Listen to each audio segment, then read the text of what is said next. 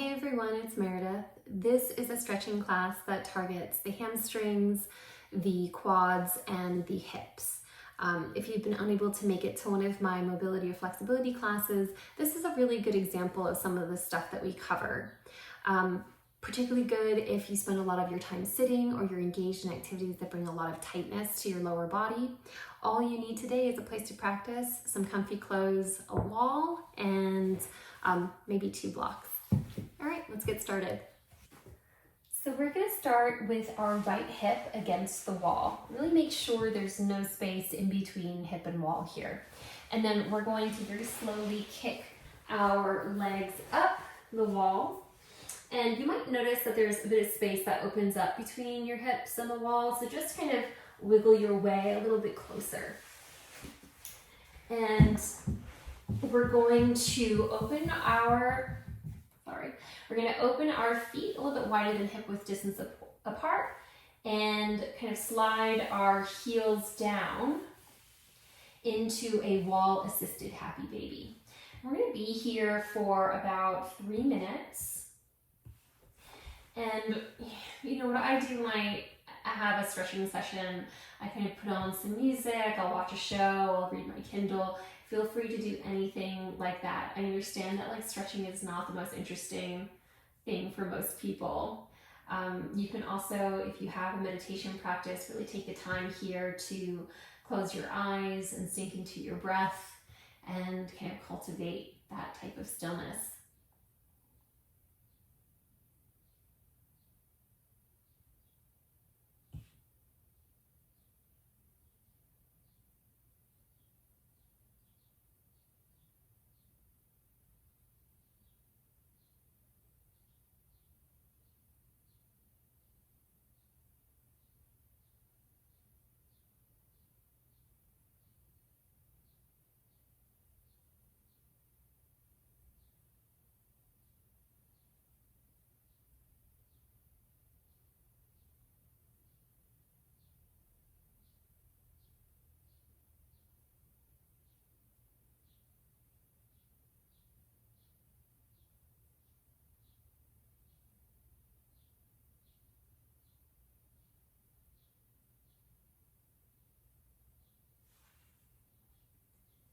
We have 1.5 minutes left, and so I'm going to invite you to do one of 2 things.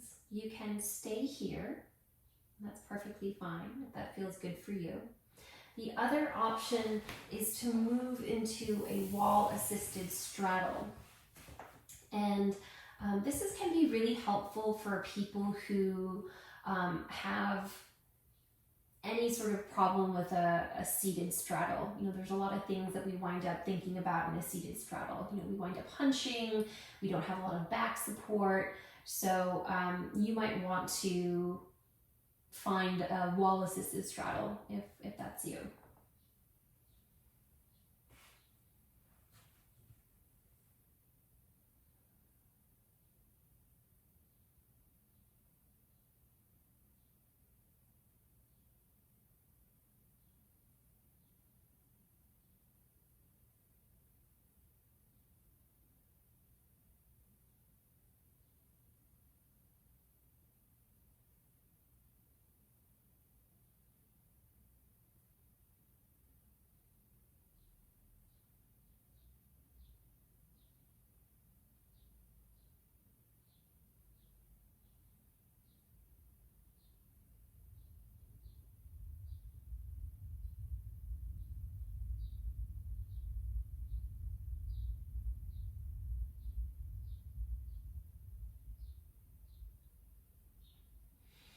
We're going to scoop underneath our legs and just bring them back up the wall. You might want to kind of give a bit of a shake to your knees here. We're now going to come into a wall-assisted figure 4, and we'll start with the left hip. So pressing the right foot against the wall slightly, bringing the hips up, we're going to cross the left foot over the right knee. And if this feels good, stay here. Look if this is a sufficient enough stretch for you. If you'd like to come a little bit deeper, then what we're going to do is roll the right foot down the wall. And you'll notice that your hips might lift here. That's okay. You can allow gravity to do its magic and slowly bring your hips down back towards the mat. But if this is uncomfortable, you can either back off or take your brick and bring it underneath your hips if you need a little bit more support. We're going to be here for 2 minutes and then we'll switch sides. I always recommend not going too far too fast. You know, add all the props you need. And the reason why I'm a big advocate for props is sometimes, particularly when we're stretching, going too deep, too aggressively, our nervous system just freaks out and our body tenses up, and that's exactly the opposite of what we're trying to do by stretching. So don't feel at all reluctant to bring props into your practice if you want it, if you need it.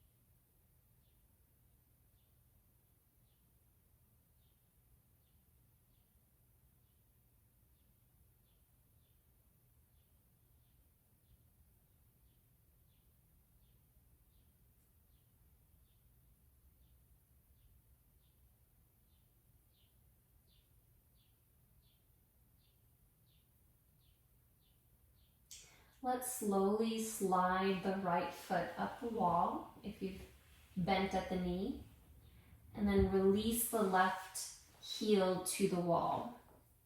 And we will switch sides. So bringing that right foot over the left knee or above the left knee, and then sliding that left foot down. And we'll be here for another 2 minutes. And you might notice that you're tighter on one side than you are on the other.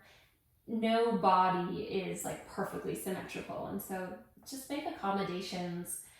If you find that you are tighter here, or if you're looser, then maybe play around with bringing your foot further down.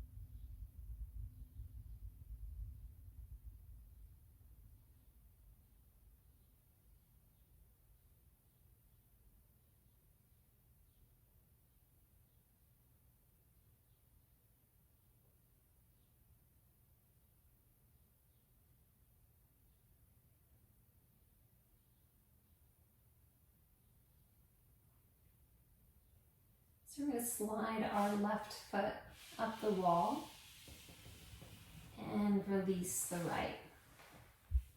Give a little shake if you need, and then we're going to come onto our knees. You'll need your blocks for this next section. So we'll be coming into an Anjanasana against the wall for this next pose. And I don't know if you can tell, but I've doubled over my mat. And I recommend that if you have any knee sensitivity, you might want to do so as well, or find a cushion for your knee. So let's bring our right shin against the wall like this. And then we're going to turn our knee downward against our mats and kick our shin up the wall. Bring your blocks to your mat and we'll place our left foot in between our blocks. Now, you can stay here. You can bring your blocks to the inside of your left knee if you want to seek, a yin dragon-like pose. If you're not getting the stretch in the psoas that you want from here, however, what I recommend is sitting a little bit further up and bringing an anterior tilt to your pelvis. In other words, the sits bones come perpendicular to your mat and your pubic bone presses forward. And I find that that really kind of brings a bit more activation kind of down the front side of my right leg. So we'll be here for about 2 minutes.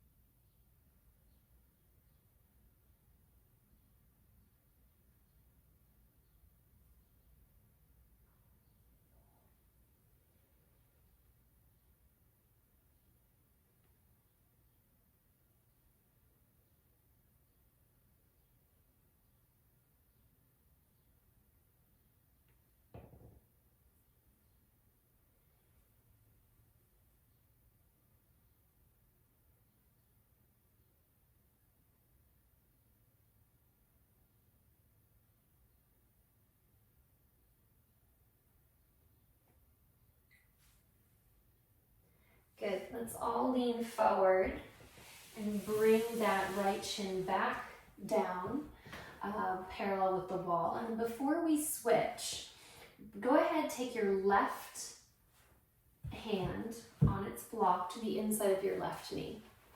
And we're going to lean into the left knee, coming into a half side angle pose. And really make sure that the inside of your left knee is pressing into the left forearm or the left elbow here to bring that twist into your torso.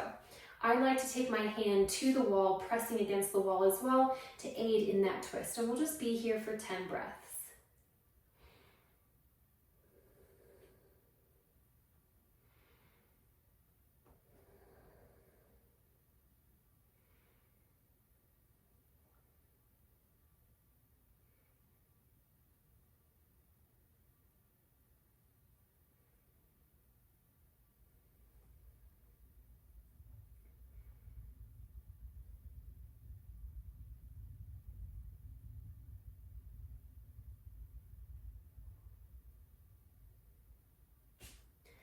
And release. So we're going to switch sides, bringing our left shin against the wall. And then kicking it up and placing our right foot in between our two blocks. And we'll be here for 2 minutes. I always tell students that, you shouldn't be going, too deep, too fast, but you also don't have to stay in kind of a less deep stretch if you don't want to. We have 2 minutes here. I really encourage people to explore the range of what's possible for them in this position. And then if you're experimenting with kind of going a little bit deeper each time, then what I like to do is actually bring a little bit of movement to my hips. So coming into what's essentially like a bit of a cat-cow. And I have noticed that once I bring that movement and kind of encourage mobility in these positions, I also find myself able to go a little bit deeper each time.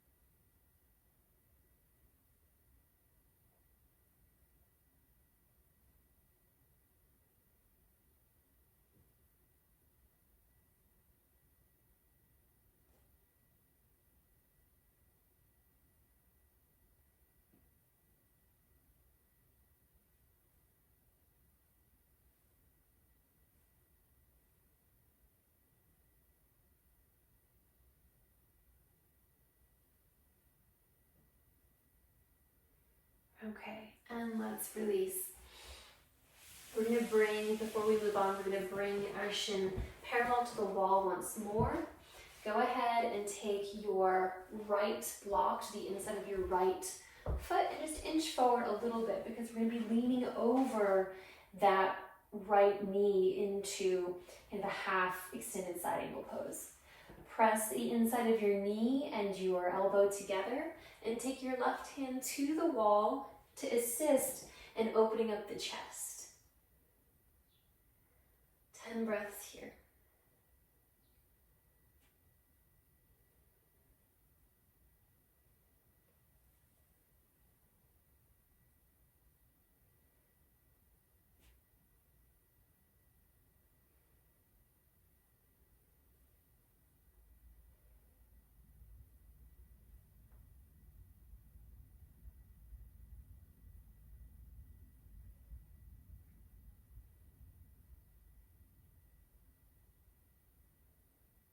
Let's release.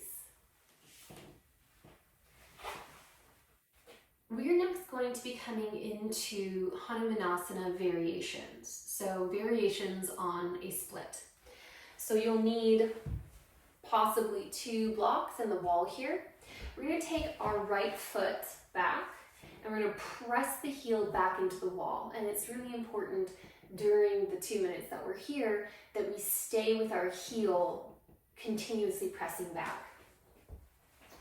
Go ahead and take your left foot forward, heel to either the ground or your mat, and you can be on 2 blocks for this as well. We're going to attempt to make headlights out of our hips. In other words, our right hip is going to press forward and we're going to plug our left hip back. And we'll be here for 2 minutes. I always encourage students not to just fall over the leg, rather than try and go to fold here, try and elongate. So rolling the shoulders back, opening up through the hips, the tailbone and the crown are doing their best to make one line.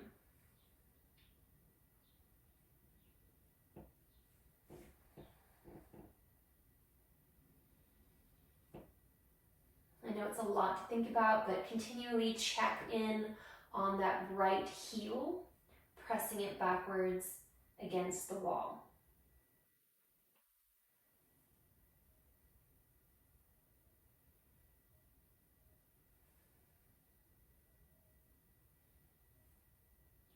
So we're about reaching the halfway mark here. And what I always do is give people the option.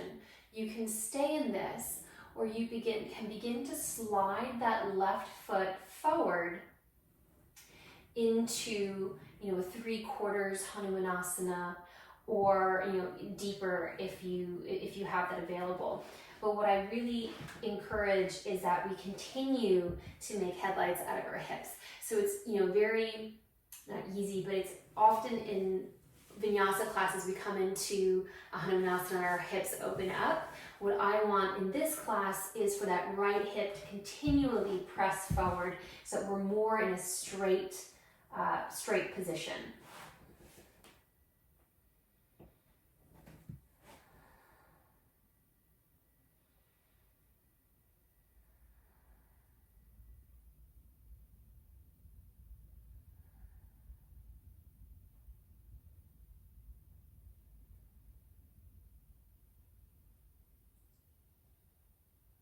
Good. On the inhale, we'll slide our left foot back to our mats, and we will switch sides. So left heel pressing against the wall, and the right leg comes forward. Plug the right hip back. I am so much tighter on this side. Plug the hip back. Lengthen through the spine. If you have to come up on your fingertips on your blocks, that's totally fine.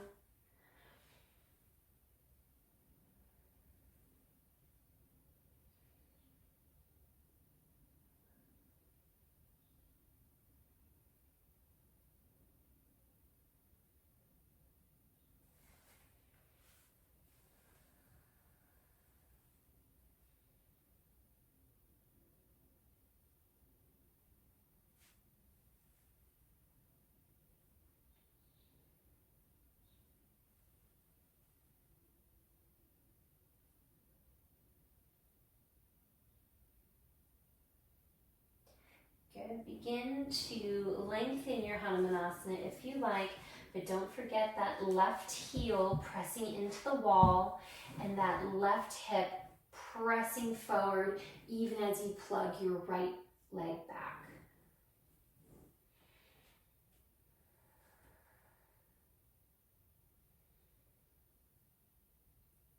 And like I said before, there's a tendency, and I have this tendency too in a vinyasa class, if I'm moving through a front split, to allow my back leg to open. And there's nothing wrong with that. That's a legitimate variation on the Hanumanasana. I think, however, that it allows me to get away with not kind of working through the difficulty of the tightness in my back psoas. And so I appreciate kind of a stricter split in this class because it just is an opportunity to do a stretch that can be really challenging at times.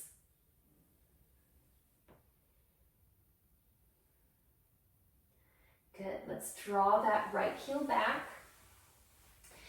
And then let's kind of sink our hips back to our heels into Balasana or Child's Pose.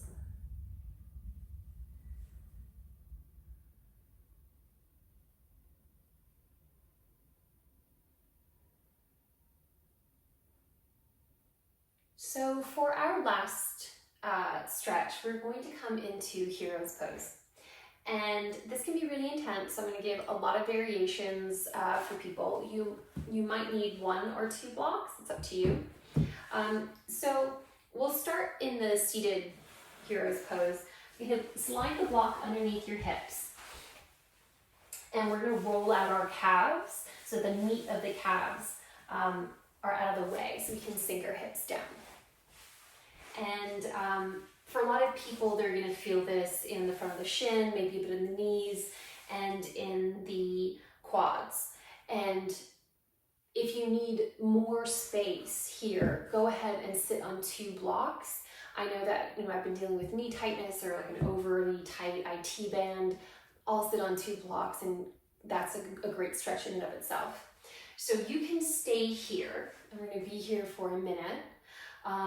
Option 2, make sure you've got some room behind you.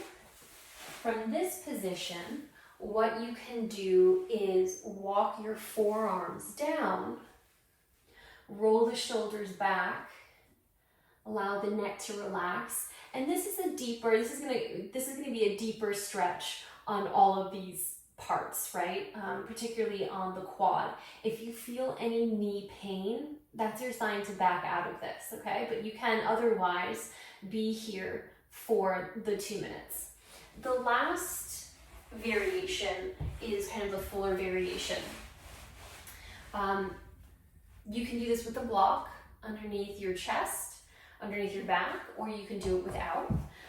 So with the block kind of sinking in here and resting your head on your mat and staying here for the 2 minutes. Otherwise getting rid of the block and kind of sinking down. And that brings, again, a lot more stretch to the psoas, the quads, and the knees. So we'll be here for 2 minutes.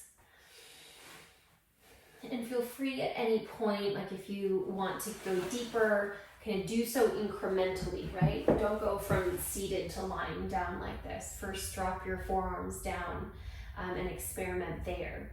And conversely, if you're in the deepest pose and then you realize that you probably are in too far, then back out. You know, come up to your forearms for a few breaths, and then come to seated.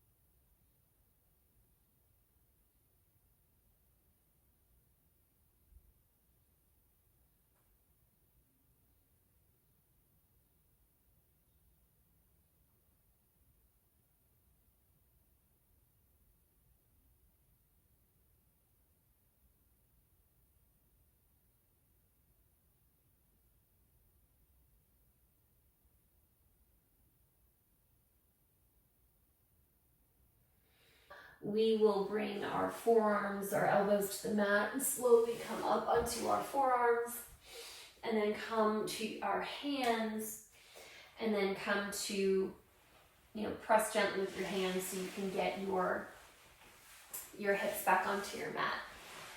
So before I invite the class to move into a Shavasana, I usually have them come onto their backs, bring their knees one by one into their chests, and then maybe also taking a simple twist. And I invite you to kind of linger in these positions if you'd like.